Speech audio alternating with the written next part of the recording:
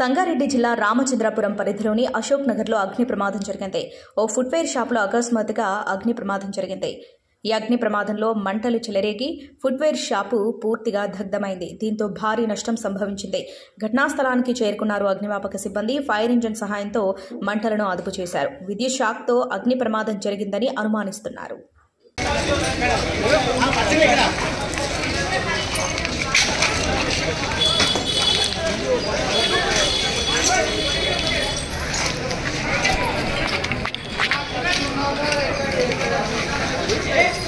बकील बरबर के बकील बकील पाइप मत